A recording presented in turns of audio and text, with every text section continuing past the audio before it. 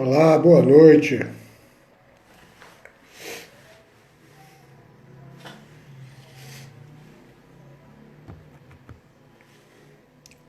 Só aguardando aqui o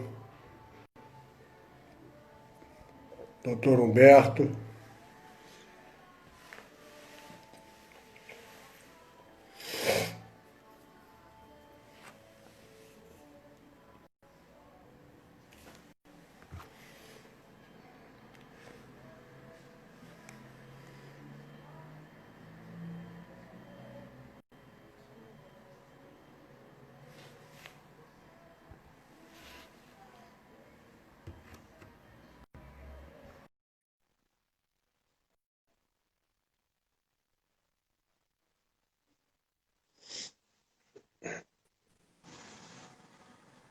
E aí, doutor Sérgio, Olá, doutor Humberto.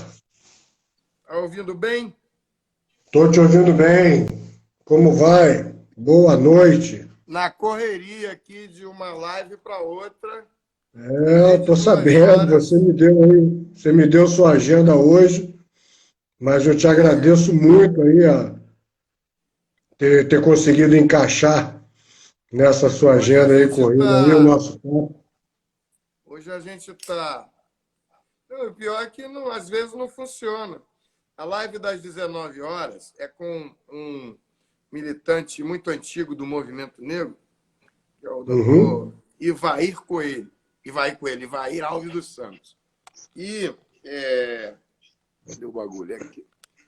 E é, ele nunca fez uma live. A gente estava treinando agora para entrar. A gente E vai a, aprendendo, né, professor? e a live melhorou o som? Melhorou, tá ótimo. É. Já estava E bom. aí, e aí é que tem hora que dá. Cada hora é uma coisa diferente. É, e aí eu conectava aqui, e quando eu conectava para chamar ele, diz assim, ele sem mexer nada, e vai recusou. E eu falando com ele, fazendo teste de live, que é para quando chegar às 19 horas, a gente já entrar certinho. Que eu vou Que barato. sair daqui, aí deu tudo certo. Mas, enfim, então vamos lá. Prazer, muito obrigado pela honrosa. Há muito tempo que eu estava querendo ir na OAB da Barra aí. Já era uma, uma vontade de muito tempo, desde a época que o Que Cláudio bom. era presidente. Eu, inclusive, Hein? quero propor logo que se reflita a questão de se fazer uma comissão da verdade da escravidão aí na OAB da Barra. Essa Nós temos. seria até a minha proposta aí. Vamos embora. Com certeza. Depende do Conte presidente da comigo. subseção e a gente faz toda a proposta e assessoria que for necessária. Essas comissões da verdade que estão tomando posse, se fazendo, elas oportunizam principalmente a advocacia jovem, agora acho que deu certo, a advocacia jovem, de ter novos postos junto ao sistema OAB. Então, a gente tem se dedicado muito para que elas estejam ocorrendo. Já estão quase 20 comissões nas subseções. Agora mesmo, a gente acabou de chegar de Mendes, o município de Mendes, onde tem uma comissão da verdade da escravidão negra, lá da OAB de Mendes. Outro dia a gente fez a posse por esse sistema virtual lá na OAB de Aham, Piraí. remoto, né? Não, perfeito. Nós entregamos carteira outro dia virtual, nós estamos fazendo também as reuniões da plenária e com certeza já tem aqui o meu compromisso de que vamos montar essa comissão aqui na Barra. Vai ser O muito presidente importante. costuma participar, se ele entrar aí, nós já falamos com ele, senão já leva essa proposta para ele e já está convidado para a posse. Tá bom, vou com muito prazer. Vai ser bom. Mas, enfim. E aí? Nossa temática... Ah, peraí. Eu entrei com... Eu acho que eu cometi um erro Foi, aqui. Eu vou ter que sair e entrou com a voltar. comissão, né? Tá bom, Eu vou ter que sair e voltar. Peraí, já volto. Senão não vão sem achar. problema.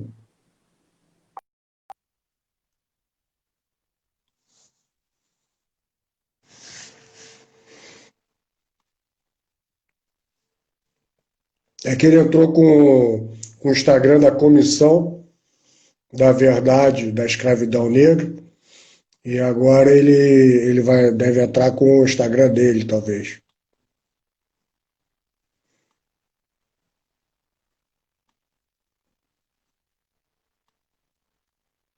Deixa eu aguardando.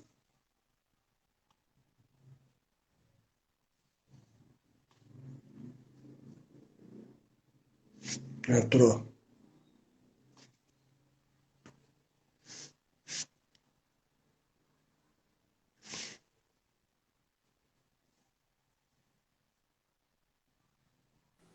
Porque senão o pessoal que estava Pronto. Já agora. está ouvindo. Bora. Senão o pessoal de lá não vê. Mas foi bom que fez um jabá aí para a comissão. Olha, essa live costuma ficar gravada aqui na OAB. Então, se depois quiser divulgar, ele passa o Quero link, compartilhar, tudo sim. certinho. Todas as lives. Maravilha.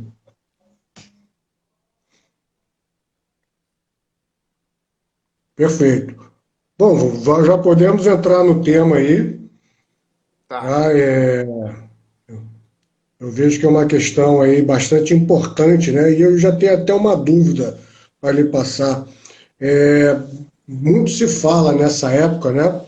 Logo após o acontecimento lá nos Estados Unidos, George Floyd, é até o título da nossa live. E eu queria saber o seguinte: é uma onda, porque de vez em quando vem essas ondas, né, de todo Essa mundo moda. discutindo, todo mundo se manifestando, e parece que volta, ameniza. Isso não tem que ser uma constante, não tem que ser algo, uma luta direta. Bom, primeiro, quero dizer para aqueles que não estão aí chegando ainda, meu nome é Humberto Adame, eu sou advogado aqui no Rio de Janeiro, estou 40 anos na advocacia, estou ajeitando aqui.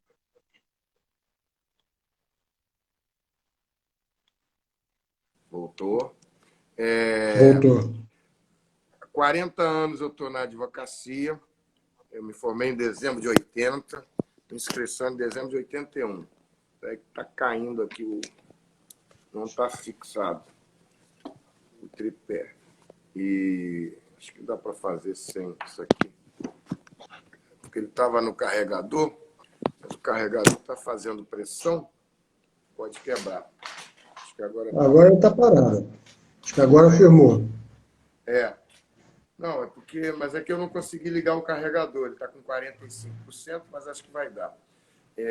Bem, então, aí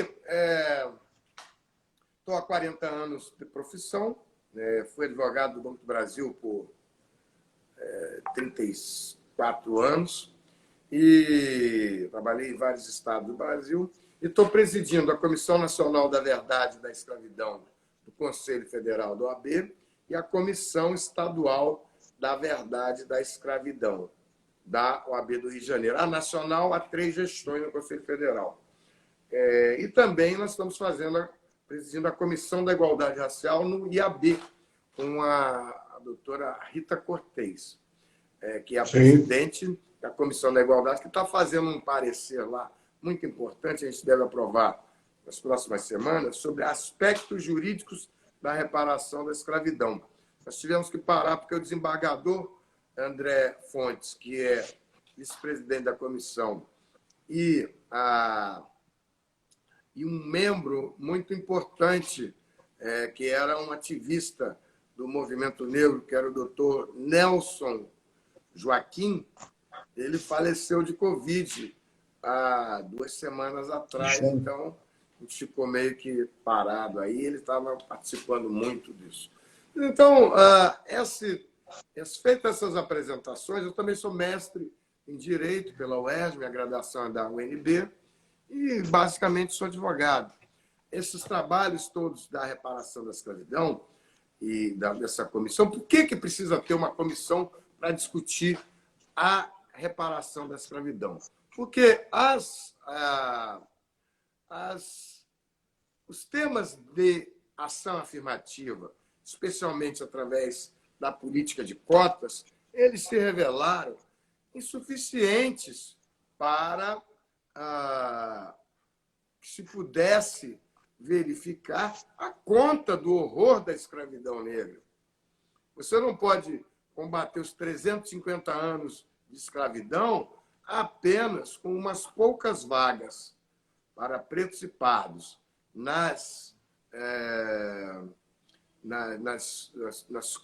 de cotas para negros na educação ou no emprego público federal. Então, porque parece que isso é a solução, né? Pronto, já resolvemos e isso é muito pouco. E sinta-se satisfeito, né, com isso. E é uma gritaria danada, uma reclamação muito grande. Então, isso é absurdamente insuficiente. E como é que se aumenta a cota? A conta, né?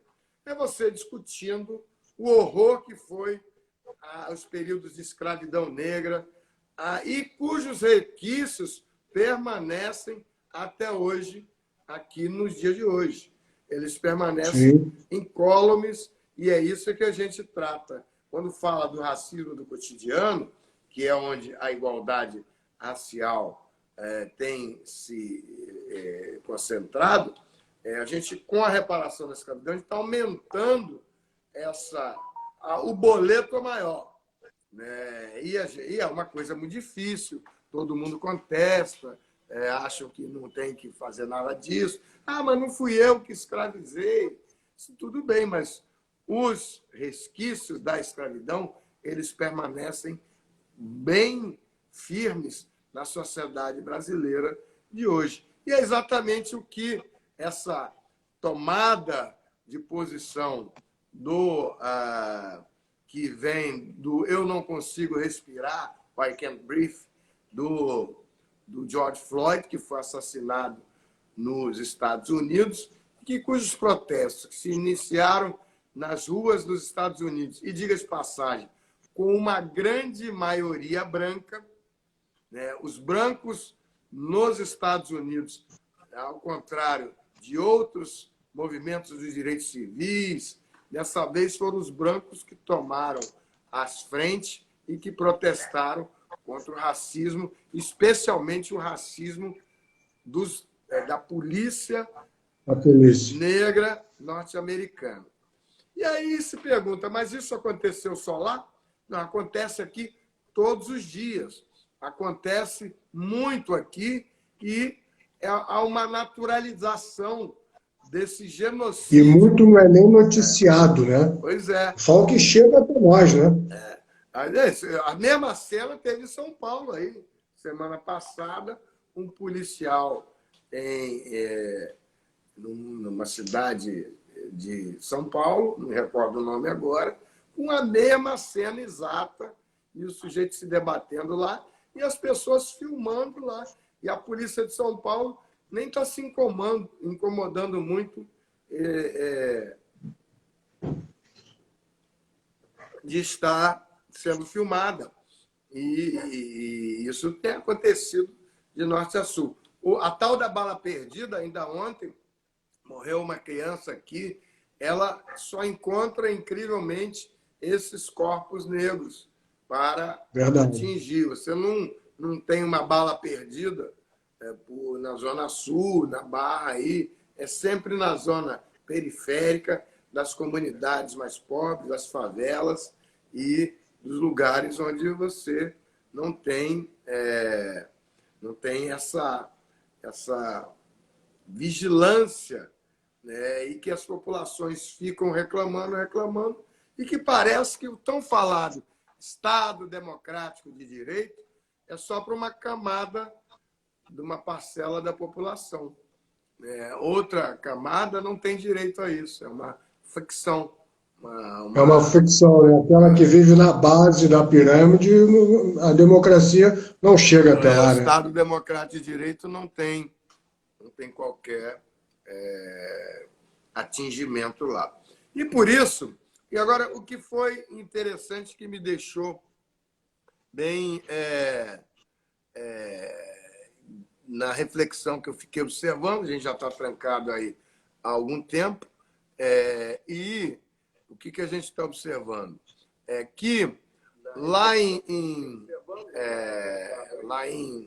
nos Estados Unidos, você ficou observando que a cobertura da mídia era os seguintes quadros. Da mídia aqui no Brasil. Aí uma coisa aqui.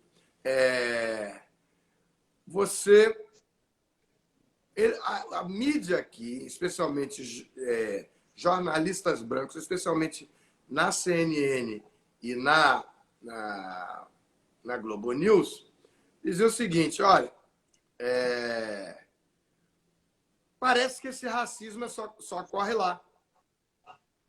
Só ocorre lá nos Estados Unidos. Lá é que tem racismo, aqui não tem. E retratava isso tanto na CNN quanto a doutora Débora Petrobon. Nossa vice. Nossa vice na Barra. E isso ocorria o seguinte: parece que só acontecia nos Estados Unidos, e as reportagens fazendo esse tipo de cobertura. O racismo não acontece lá. E jornalistas brancos, quer dizer, tanto da CNN quanto da Globo News. A CNN cometeu ainda o desatino de colocar para comandar esse debate, como se não acontecesse nada, o Vaak, William Vaak, o jornalista comandante âncora da Globo, que tinha sido demitido porque exatamente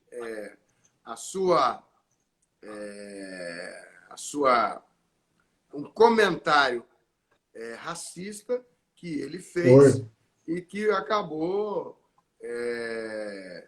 sendo detonado da Globo, e com isso ele acabou ficando um tempo na geladeira e foi para lá, e estava lá tecendo comentários sobre o racismo nos Estados Unidos, até que a vice-consuleza dos Estados Unidos, da França, disse assim: ô CNN, ao vivo assim, eu não estou entendendo porque esse jornalista está comandando essa discussão, ele que foi demitido da Rede Globo Televisão por prática de racismo. É lógico que ele não vai ficar pagando a vida inteira uma pena perpétua, mas inadequado. E a mesma coisa acontecia na Globo News, onde jornalistas brancos, e com tantos jornalistas brasileiros que estão estudando há muito tempo, muita gente está se preparando para esse debate há muitos anos. O movimento negro tem preparado muitas pessoas para isso, e aí veio a overdose. Quando eles fizeram uma verdadeira... eles foram flagrados, e aí eles passam, então, a devolver. Começaram muitos jovens negros a ir à CNN, e muitos jovens negros e muitas pessoas muito preparadas, muito intelectuais, passaram aí para a CNN e para a Globo News. E as jornalistas que estão lá, elas fizeram uma noite belíssima lá. Isso é um reflexo, e o caso dos Estados Unidos tomou conta do mundo inteiro. Uma reação muito forte, que eu faço algumas correlações com o movimento de libertação das mulheres, e mulheres em geral, mulheres de gênero, e não especificamente as mulheres negras, que ainda precisam alcançar esse empuxo, né? E também os Beatles, né, que foi um movimento que alcançou os 4 cantos do mundo, e ao movimento ambientalista, que também alcançou, com a sua mensagem, muitos lugares. Agora houve um retrocesso com esse, de algum tempo para cá. Pois é, isso é uma coisa normal e que não deveria acontecer, né? Essa coisa da Nesse onda voltar, aspecto, né? Ou não. Ou começa a atuar em outras esferas, talvez. o movimento negro, ele anda na sua batida lá, já de muito tempo, de Abdias Nascimento, de outros mais. Sim, com A Frente certeza. Negra Brasileira, ele anda... Tanto que, imediatamente, quando chamaram as televisões, surgiram negros muito capacitados, intelectuais, e agora ainda tem um outro fenômeno, que são os cotistas que saíram da UERJ e que já estão doutorados. Nós temos excelentes advogados negros que foram cotistas e que já estão com o doutorado. Aqui no Rio tem o professor Irapuã Santos, que está trabalhando de uma forma voluntária para o Educafro e que diz, olha, se não fossem as cotas da UERJ, eu não teria entrado na UERJ. Ele trabalhou com o ministro Fux, no gabinete do ministro Fux. O ministro Fux puxou de lá, hoje ele é doutor em Direito pela UERJ. A Aline Santos, que também está doutorada, conheci aqui com 18 anos, nas primeiras cotas da UERJ. Quer dizer, isso tudo só prova que aqueles que resistiam às políticas de ação afirmativa através de cotas, que foi aquela gritaria toda na UERJ, e muita gente se colocando contrária, eles estavam errados. Não aconteceu as 4 coisas que eles diziam que ia acontecer. Importação do ódio racial dos Estados Unidos, dividindo os campi das universidades em negros e brancos. Não aconteceu nada disso.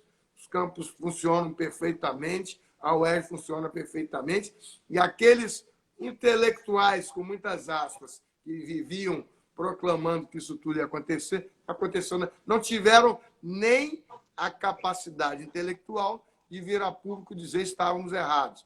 Então, não houve a importação do ódio racial norte-americano, que eles sempre estão falando isso. Os cotistas estão aí, aproveitaram as suas oportunidades, estão brilhando e foram para os seus mestrados e doutorados, e estão aí como os demais brasileiros. E ainda tem a galera do ProUni, que é uma outra política ação afirmativa nas universidades privadas, que também teve muito resultado. Nós tivemos na OAB e a Comissão Estadual da Verdade e da Escravidão teve algumas vitórias fantásticas. Primeiro, essas comissões da verdade, da escravidão negra, nas subseções. Nós fizemos agora um projeto, eu estou com um livro aqui para mostrar, Manuel Congo, essa é Insurreição Negra e Justiça. Esse livro é da época do João Luiz Duboc Pinot, na diretoria do Centro de Pesquisa e Documentação, que hoje é presidido pelo Adesso Bussinger. E nosso colega, Adesso Bussinger, e Pinot era o CPDOC. E o Carlos Maurício era o presidente da OAB. Década de 80. Conta o relato do enforcamento do Manuel Congo em Partido Alferes, e como o processo dele foi todo absurdamente falsificado, não teve as garantias de direito. E da mesma forma, pegamos, então, essa história do Manuel Congo e levamos para fazer um consórcio de subseções com Barra Mansa, Vassouras, onde há um memorial do Manuel Congo, Volta Redonda, Partido Alferes, Miguel Pereira, Mendes, onde o Manuel Congo é feriado. Olha só, Manuel Congo é feriado. É feriado em Mendes. E descobrimos que o Manuel Congo é o segundo herói negro do estado do Rio de Janeiro. O primeiro é Zumbi dos Palmares. O segundo é Manuel Congo. E pouca gente sabe disso. Então, assim como nós fizemos algum tempo atrás, o Conselho Federal do OAB, através da Comissão Nacional da Verdade da Escravidão Negra, pegou a figura do Luiz Gama e entregou uma placa para ele. Luiz Gama, além de você ser tudo que você já foi, maçom,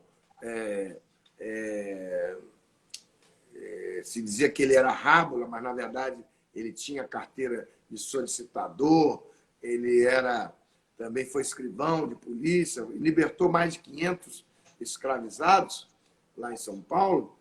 Ele também teve muitos escritos, eram jornalistas. E o Del Garcês, que é um ator da Globo, que eu sugiro que vocês convidem também para fazer uma live, ele é membro da Comissão Estadual da Verdade da Escravidão Negra, Del Garcês. Perfeito. Ele pegou os textos da professora Lígia Ferreira e fez uma peça de teatro. Luiz Gama, Uma Voz pela Liberdade. Ele está há 4 anos em cartaz e com as palavras do Luiz Gama, sem patrocínio. O único patrocínio que ele tem conseguido é da própria OAB. A OAB da Bahia levou ele para a Caixa de Assistência, ele fez Itabuna, Ilhéus, História da Conquista, Salvador. A OAB do Maranhão levou ele para fazer no teatro. Ele aqui tem feito em vários lugares a Defensoria Pública, a Justiça Federal, sempre de casa cheia. Né? E é a palavra do próprio Bolsonaro. Bolsonaro está ali, Flávio Bolsonaro, a casa vai cair. Paulo Marinho ameaça Flávio Bolsonaro, a casa vai cair. É a palavra do próprio Luiz Gama, que vai... eu chamo de ressuscitada. E ela é muito atual, porque o Luiz Gama, antes de tudo, era um defensor da liberdade, foi um advogado exímio, não era rábula, tinha uma carta de liberdade e só não se formou na faculdade do Largo de São Francisco porque era preto. Ele ficou lá como ouvinte. Isso nos idos de um pouco antes da abolição, 1800 e pouco. E ele foi um lutador maçom. O habeas corpus número 1 é de Luiz Gama, no Tribunal de Justiça de São Paulo. E eu fiz um parecer como membro da Comissão de Defesa do Estado Democrático de Direito, que é presidida pelo advogado Luiz Guilherme Vieira.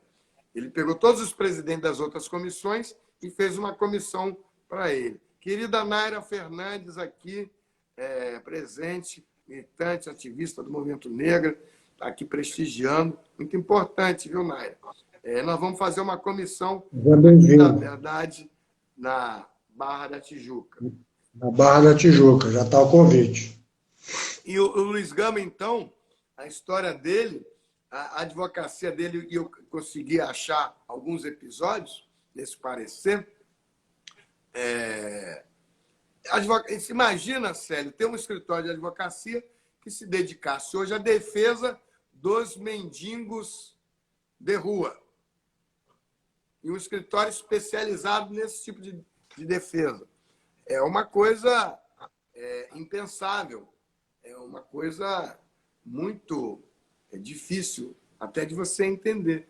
E, com isso, essa foi a advocacia do Luiz Gama e libertou mais de 500 escravizados.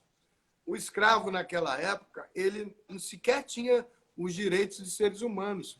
Eu, como advogado do Brasil, às vezes você vê examinando escrituras, né, hipotecárias, umas fazendas muito antigas, talvez tenha isso aqui, você tinha lá bens patrimoniais nos inventários, semoventes, gado, vaca, boi, e depois vinham os escravos, que também eram patrimônio. E, por isso, eles vinham depois dos semoventes. Quer dizer que eles Abaixo tinham menos direitos do gado. dos animais. Se você pega escrituras antigas, tem isso ainda hoje lá. E era essa clientela do escritório do Luiz Gama. E ele libertou mais de 500. Eu fiquei muito intrigado com o Luiz Gama, porque eu recebi, assistindo... Eu tenho muito tempo de atuação na ordem, em vários lugares, e um dos meus locais de atuação foi a Associação Nacional dos Advogados do Banco do Brasil, que a gente ajudou a formar logo em 96, né? O professor Fábio Nogueira, olha ele aí. É o nosso gerente gerente de comissões da seccional da OAB do Rio de Janeiro. Eu não sei se é o mesmo Fábio Nogueira, tá diferente aqui o coisa dele. Eu acho que ele é doutor Fábio Nogueira, na realidade. Esse aí é o professor. André É. Gonçalves, querida militante e membro da Comissão da Verdade da Escravidão Negra estadual. Bem, então, com isso, Luiz Gama, eu vendo lá o professor Fábio Comparato recebendo a medalha Rui Barbosa. É a medalha mais importante da OAB. 5.000 advogados lá em Florianópolis. E aí ele diz assim, vocês estão me dando essa medalha achando que eu sou um advogado muito importante? Eu quero dizer para vocês que importante foi Luiz Gama, que com a sua advocacia, nem advogado conseguiu ser e libertou mais de 500 seres humanos, mais de 500 escravizados. Essa medalha que eu dedico a Luiz Gama. Esse reconhecimento é uma forma de reparação, não é? É uma forma de reparação. A Perfeito. reparação é uma grande discussão. Essa também é. Mas há pessoas que vêm estudando reparação há muitos anos e o movimento é mundial. E pessoas como Iedo Ferreira, que é um intelectual, ativista do movimento negro, está com 84 anos. Outro dia fizemos uma live com ele. Quem quiser assistir, está aqui no Instagram. Ele está com 84 anos e foi uma novela para a gente conseguir falar, botar ele na frente do celular da filha, abrir o Instagram, e ele falou e falou muito bem. E ele fez uma avaliação muito correta desse momento, que é o que você me perguntou agora. Ele disse, olha, essa coisa toda de estar se falando da denúncia do George Floyd e daqui, ela não pode ficar só no denuncismo, porque senão ela vai passar. Temos que tomar medidas concretas de reparação da escravidão. Então, é mais ou menos aquela sua preocupação do início da nossa conversa. Eu trago, então, a palavra do Iedo Ferreira, que é uma pessoa muito conhecida, um militante intelectual, muito conhecido, um ativista do povo, e que tem sido um farol nas questões da reparação da escravidão negra, que a gente trabalhou muito com ele, fizemos muitos eventos, ele sempre tem nos prestigiado. E a live dele me deixou muito satisfeito, porque isso é uma outra coisa que eu estou também, não estou denunciando, mas estou falando, que essas coisas digitais não pode ficar só na lacração. A lacração, os seguidores, quantos tem. Tantas curtidas e tal. E tá bom. Nós não vamos virar youtubers. Nós não estamos atrás nem de curtidas, nós estamos só nos comunicando com essa nova forma de trabalhar, que, na verdade, resolveu muitos dos problemas de muitas das entidades da OAB que vivem com uma dificuldade de recurso muito grande. Ora, até pouco tempo atrás, para a gente se deslocar para ir cumprir ali, dependia de um carro, de um Uber, de alguma coisa, da OAB. Hoje acabou. Eu hoje fui na comissão da OAB de Mendes, participei da reunião da comissão da OAB de Mendes, fui no Senado Federal participar da bancada do Senado do Partido dos Trabalhadores, que me convidou. Eu não sou nem filiado lá e vou falar em qualquer partido que me chamar, porque eu acho que a OAB tem que falar em todos os partidos que ela faz. E nós fizemos um evento sobre pré-candidaturas negras e reparação da escravidão. Eu me lembro que, na época, a direção da OAB ficou preocupada. Olha, mas já deu confusão, porque teve uma gestão que misturou alho com bugalho e começou a ficar mais próxima de partido político, do partido político do presidente, do que abrir para todos os partidos, que é o que a OAB tem que fazer. Porque senão vamos fazer do jeito certo. Fábio Nogueira, que é o nosso gerente de comissões, e vai aqui o nosso abraço para ele, ele disse assim, não... Sim, forte abraço, amigo nosso. Fabinho, nós vamos fazer do jeito certo, vamos chamar todos os partidos. Vamos ao TRE, e aqui a querida, uma das secretárias da Comissão da Verdade, a Sebastiana Fraga, pegou todos os partidos que estavam no TRE e lhe damos convite. Muitos aceitaram, a gente nem sabia que tinha partido, era tanto partido. Vieram 60 pré-candidaturas negras. O único compromisso era falar, dentro do tempo previsto, sobre reparação da escravidão. E muitos ficaram muito emocionados, porque estavam falando no plenário da Ordem dos Advogados do Rio de Janeiro. Está gravado, é só procurar no YouTube. Eu gosto. Já há muito tempo que eu venho trabalhando dessa forma.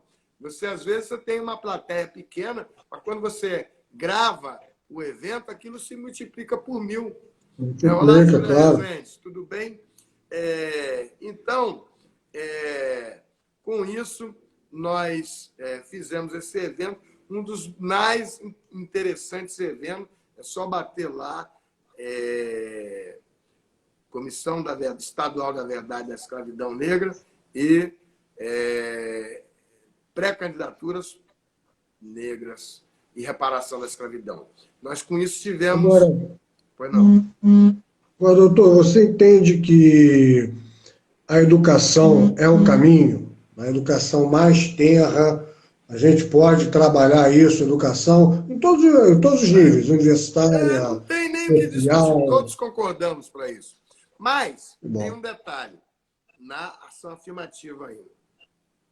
Uma pessoa que não é nem tão progressista assim, não está entre os exemplos de progressão em qualquer lugar do mundo, tomar minha água de coco aqui. À vontade. Ela, que é o ex-presidente Sarney, quando ele estava lá fazendo a Fundação Palmares, e olha quanto tempo tem isso, ele disse o seguinte, olha só, todos os brasileiros melhoraram nos últimos 50, 100 anos. Os que estavam no campo tiveram a eletrificação rural, tentaram ter saneamento básico, os que estavam lá, todo mundo melhorou.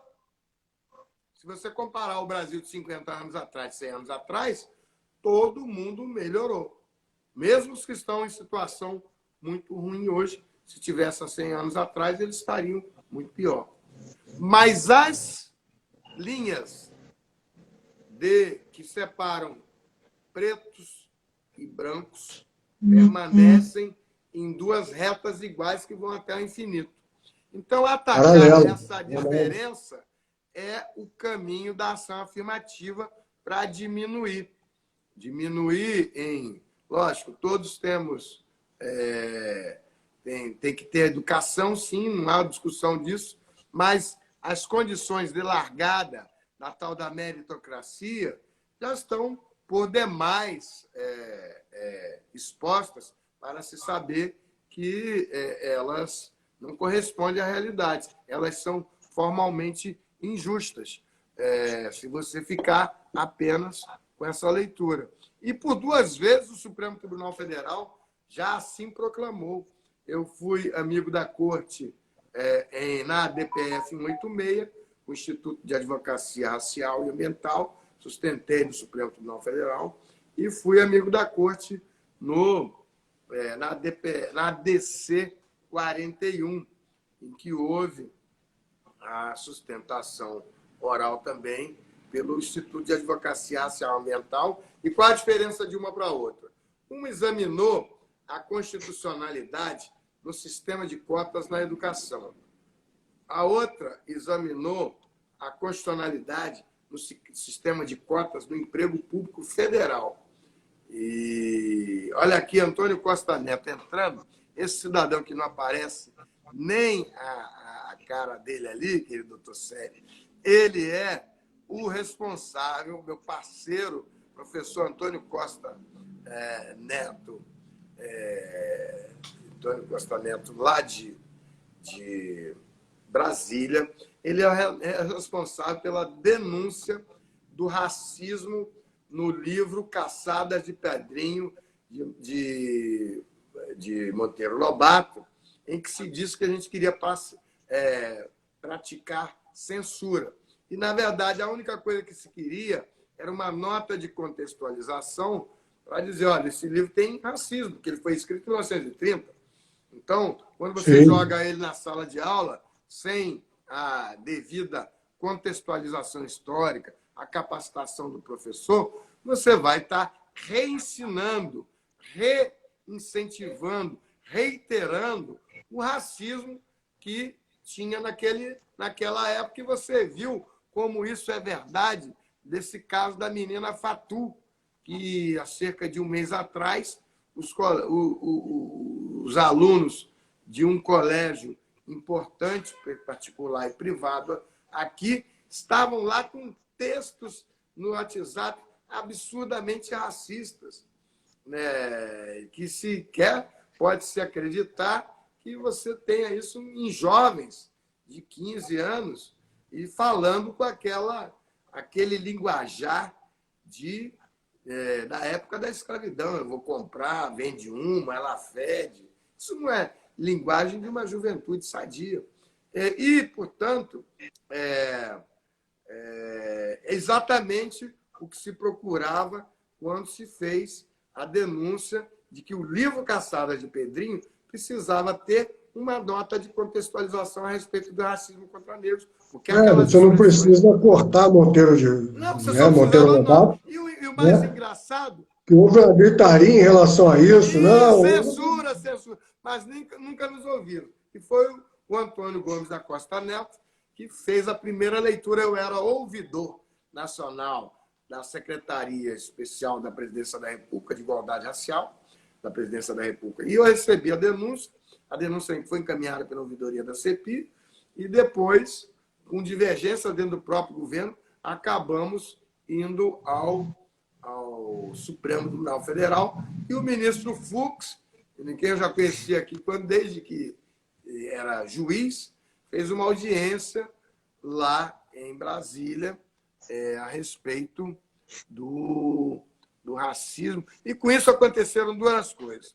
Primeiro, o mais engraçado é que já tinha uma nota de contextualização a respeito da caçada da onça, pela Lei de Crimes Ambientais, né, de 96, e que dizia, olha, você não pode caçar animais silvestres. Logo, você não pode caçar a onça como você caçava lá em 1930. E está lá a nota.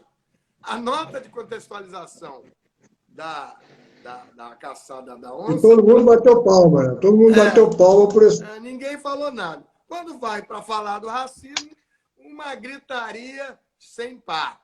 Abaixo-assinado da Academia Brasileira de Letras, marchinha de carnaval do Ziraldo com o bloco Que M é Essa? Caetano Veloso dando eu sou contra o racismo, a censura de Monteiro Lobato. Um monte de gente, né? E não nos ouvíamos. O Antônio Gomes da Costa Neto, que entra meio de fininho assim, né? Você viu que não aparece nem a cara dele ali. E ele que fez a leitura, fez a proposta, e isso foi muito importante, porque o ouvidor não tem que ter a opinião dele. Ele tem que expor, amplificar, ampliar, né, dar voz àqueles que não têm voz. E era isso que... Mas, professor, tem uma questão aí também, de tudo que a gente tem falado até agora, a negativa dos canais, essa gritaria toda quando se fala de cotas e Monteiro Lobato, tem uma questão muito arraigada, que é a negação de que existe efetivamente um racismo, né? Ah, Sim. não, eu tenho amigos, eu sou camarada da minha empregada. Essa negação é que leva também a todo esse movimento, né? Não, aqui não existe isso. É, Ou é muito mimimi.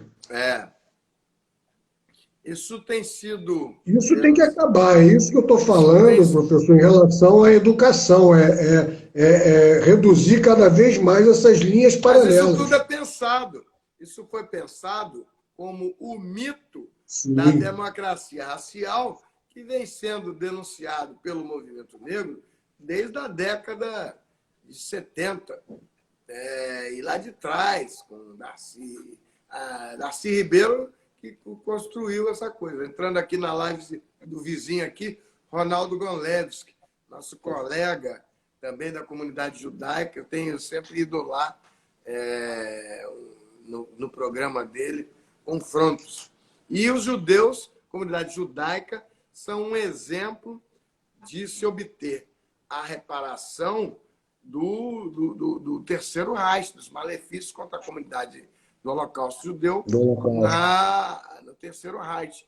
Então, eu tenho proposto essa aproximação com a comunidade judaica. O ano passado, nós fizemos um evento na Hebraica, com um título exatamente Holocausto Judeu e Reparação da Escravidão. Desafios e convergências. E foi um evento muito importante. O Ronaldo, inclusive, apresentou um filme que ele fez na Nigéria, Os Judeus Negros da Nigéria. E eu fiquei muito emocionado com o filme. E ele vai lá entrando nas favelas da Nigéria e apresenta. Então, lá, os judeus, todos muito pretos da Nigéria, com a Torá lá, eles redam juntos. E tem muitas sinagogas lá na Nigéria. É um filme verdadeiramente emocionante. Estou para fazer de novo. A gente fez isso na Hebraica. A mesma Hebraica que ficou dividida com o apoio que teve lá, ostensivo, do Jair Bolsonaro, então deputado, que a comunidade rachou, uma parte queria, a outra parte não queria. E ficou. Você lembra desse episódio da Hebraica? Foi muito. Lembro. E aí nós fizemos lá, porque eu tinha denunciado também pelo Partido Frente Favela Brasil aquela ofensa às comunidades quilombolas, né? Que é um outro aspecto da questão da reparação da escravidão. Você tem 3.000, tem quase 5.000 comunidades quilombolas, não tem 350 quilombos certificados e demarcados. E por conta disso, e não dá para dizer, só fora Bolsonaro com isso, porque o Bolsonaro está lá há um ano e pouco. E o artigo 88, 68 da Constituição de 88, está lá desde 88. Então, essa Ele não conta teve tem nem que. tempo, né? Não, mas Já veio uma quanto pandemia tempo vai aí. demorar? Quanto Exato. tempo vai Há quanto demorar tempo para isso isso? vem, Isso é né? o Estado brasileiro que está praticando. Pode ser que ele tenha acirrado, ele é responsável por muitas coisas. E ele disse que não ia dar 1 centímetro de terra e 1 centavo de dinheiro, de 1 centímetro de terra pública e 1 centavo de recurso público. E o Uhum. que o quilombola pesava em arroba, né? Negando até esse sentimento humano à população quilombola. Vou botar aqui para não descarregar, vou ter que botar ele em pé aqui. Mas prossiga aí, Sérgio. Não, é só uma pergunta. Eu tenho um pensamento e agora isso já vem se consolidando um pouco mais. Quando você disse dessa união, né, com o movimento judeu em relação ao Holocausto, eu vejo, a minha impressão é que o preconceito ele tem uma raiz. Seja qual for o preconceito, ele tem uma raiz em comum. E isso não fortaleceria o movimento das minorias, essa união em torno dessa raiz. É claro que as pautas são completamente diferentes, mas isso não poderia fortalecer ainda mais. Eu não vejo tanta diferença, porque o que você tem lá é o direito à reparação que os judeus recebem até hoje, inclusive com o Estado de Israel. Há uma reparação do Holocausto judeu que foi obtida. Na verdade, o que tem que fazer é conseguir. E só que o período do Terceiro Reich, da Segunda Guerra Mundial, e o da reparação da escravidão negra, desde que o primeiro africano escravizado botou o pé aqui, são mais de 350 anos de escravidão negra, e você tem sempre uma gritaria normal. Mas, apesar disso, as pautas têm andado. Por exemplo, a ação afirmativa, até 2003, ela não tinha, mesmo dentro do movimento negro, tinha muita gente que olhava de cara feia. E hoje você vê, tem a gritaria aí, mas enquanto eles estão gritando, eu tive a oportunidade de falar isso no Supremo Tribunal Federal. Só pegar lá no meu canal do YouTube, @Humberto Adame, está lá eu falando, na ADC 41. Enquanto se está discutindo a constitucionalidade da ação afirmativa no Supremo Tribunal Federal, na questão a professora Márcia Leitão aqui, componente da nossa Comissão Estadual da Verdade e da Escravidão, e responsável pela página do Museu Afrodigital da UERJ, em parceria com a Comissão da Verdade. Fantástico. Mas enquanto se discute lá se é constitucional isso, os cotistas estão formando. Boa noite, doutora Tatiana Carvalho. Então, os cotistas já se formaram e não deram nem bola para isso. Então, na verdade, isso é um... É lei, é constitucional, não tem mais, não tem o que ficar discutindo, né? Não, mas há muita reclamação, há muito... Eu sou contra a cota. Falei, problema seu. Acho que a cota tinha que ter social. Bacana. Fica aí na fila do que está achando alguma coisa, porque eu quero saber quantos cotistas vão entrar, quantos cotistas vão se formar e que eles venham trabalhar pela inclusão da população afrodescendente. O Brasil ele tem níveis de desigualdade racial absolutamente escandalosos, sério. Porque você vê, quando eu estudei na Universidade de Brasília, o percentual de cada 100 negros eram 2%. Vamos lá, eu, Joaquim Barbosa, que estava uns anos na frente, eram 2% em cada 100. Quer dizer, que a cota era de 98 não negros para cada 100. E todo mundo achava isso a naturalização. E com isso, com a denúncia, esses números são mais excludentes do que o regime de segregação racial do Jim Crow nos Estados Unidos e do apartheid na África do Sul. Então, e o Brasil andando aí, primeiro com o mito da igualdade racial e segundo com padrões de direitos diferentes para a população afrodescendente, como se eles fossem cidadãos de segunda classe. Eles não tivessem os mesmos direitos que o outro. Isso você vê até na forma de se expressar, né? Como as pessoas falam, quando vem, como a polícia trata, que é o genocídio da juventude negra, as populações de religiões de matriz africana que vivem perseguidas, né? A questão dos números da própria educação. E agora, esse ministro absurdamente mau, que saiu daqui fugido, né, que deixou aí só fazendo a gente passar vergonha, 1 ano e meio de vergonha de como esse Ministério da Educação foi mal gerido. Para qualquer olhar que você tenha, você só vê assim, um misto de vergonha e de tristeza.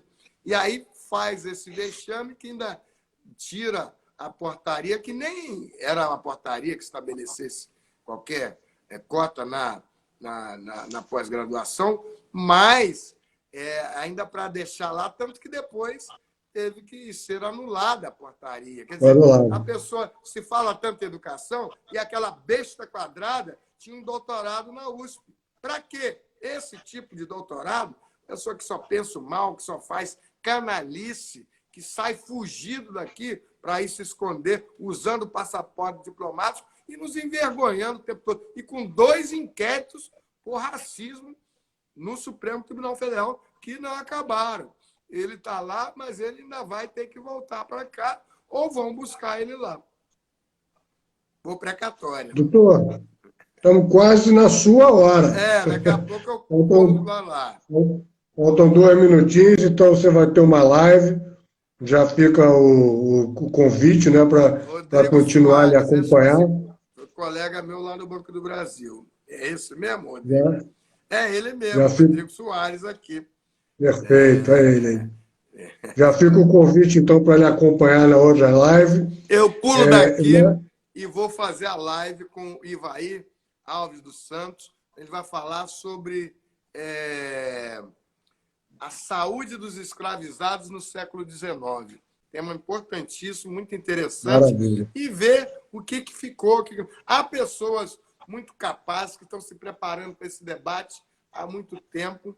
Então, é preciso a gente dar mais voz. É por isso que eu acho que esse momento é um momento muito especial e a gente vai avançar como nação. E é por isso que a Comissão da Verdade da Escravidão Negra ela está em 18 seccionais da OAB, tem várias subseções. Já temos um compromisso de abrir aqui na subseção. E sempre a minha palavra final nós vamos fazer tremer o chão dessa terra e vamos fazer tremer o chão da Barra. Vamos juntos, tá? Já tem esse compromisso, vamos abrir sim. E eu costumo dizer que as portas da OAB não estão abertas porque não tem porta. Venha sempre a hora que quiser, traga todo mundo, vamos aqui fazer um grande movimento. Muito obrigado pelo convite. Conte com a gente, tá? Conte mesmo conosco. Só para registrar Muito obrigado. aqui, por favor. Registrar aqui, o meu convidado, Ivaí Alves dos Santos, que está passando aqui, eu já vou para ele, era ele. E o Tarcísio Roberto, que é o nosso gerente de comissões do Conselho Federal da OAB, que veio passar aqui para dar um abraço na Comissão da Igualdade Racial, da Comissão da OAB da Barra. Né? Então, um abraço a todos. Já estou chegando aí. Vai ficar gravado aqui no nosso Instagram, tá? Compartilha que a gente vai para lá. Um abraço, Sérgio. Muito obrigado. prazer. Até logo. Tchau. Muito obrigado. Até logo.